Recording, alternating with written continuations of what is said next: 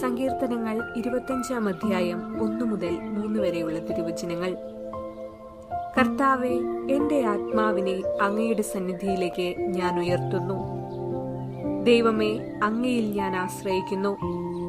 ഞാൻ ഒരിക്കലും ലജ്ജിതനാകാതിരിക്കട്ടെ. ശത്രുക്കൾ എന്റെ മേൽ വിജയം ആഘോഷിക്കാതിരിക്കട്ടെ. അങ്ങയെ കാത്തിരിക്കുന്ന ഒരുവനും ഭഗ്നാശനാകാതിരിക്കട്ടെ. വിശ്വാസവഞ്ചകർ അപമാനമേൽക്കട്ടെ. ഓർമ്മിക്കുക, വിശുദ്ധ മാക്സിമിൻ മെത്രാന്റെ ഓർമ്മദിനമാണിന്ന്. ഫ്രാൻസിലെ പോയിറ്റിയേഴ്സിൽ ഒരു കുലീന കുടുംബത്തിൽ അദ്ദേഹം ജനിച്ചു. തിരുസഭയുടെ മഹാവിപത്തിൽ ദൈവമയച്ച ഒരു വിശുദ്ധനാണ് ഇദ്ദേഹം. വിശുദ്ധ അഗ്രിഷിയസിന്റെ ജീവിത വിശുദ്ധി മാക്സിമിനൂസിനെ അത്യധികം ആകർഷിച്ചു. അവിടെ നിന്നും വൈദിക പഠനം ആരംഭിച്ചു. പൗരോഹിത്യം സ്വീകരിച്ചു. ബിഷപ്പ് അഗ്രീഷിയസ് കാലം ചെയ്തപ്പോൾ 332-ൽ ട്രിയേഴ്സ് മെത്രാനായി തിരഞ്ഞെടുക്കപ്പെടുകയും ചെയ്തു. 336-ൽ വിശുദ്ധ അത്തനേഷ്യസ് നാടുകടത്തപ്പെട്ടപ്പോൾ അദ്ദേഹത്തെ സ്വീകരിച്ചത് ബിഷപ്പ് മാക്സിമിനായിരുന്നു. 2 വർഷം മാർ അത്തനേഷ്യസ് അവിടെ സർവ്വവിധ ബഹുമതികളോടുകൂടെ ജീവിച്ചു. കോൺസ്റ്റാന്റിനോപ്പിളിലെ ബിഷപ്പ് പോൾ നാടുകടത്തപ്പെട്ടപ്പോഴും ബിഷപ്പ് മാക്സിമിൻ തന്നെയാണ് അഭയം നൽകിയത്. 347-ലെ സാർഡിക്ക സുനഹദോസിൽ ആര്യൻ പാഷണ്ഡതയെ ബിഷപ്പ് മാക്സിമിൻ വീറോടെ എതിർത്തു. തന്നിമിത്തം ആര്യരുടെ ദൃഷ്ടിയിൽ അവരുടെ നോട്ടപ്പുള്ളിയായി. 349-ൽ ബിഷപ്പ് മാക്സിമിൻ നിത്യസമ്മാനത്തിനായി വിളിക്കപ്പെട്ടു.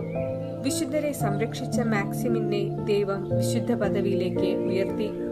തിരുസഭയുടെ മഹാവിപത്തിൽ പ്രതിരോധിക്കുവാൻ ദൈവം തെരഞ്ഞെടുത്തപ്പോൾ അദ്ദേഹം തന്റെ ദൗത്യം വളരെ ഭംഗിയായി നിറവേറ്റി.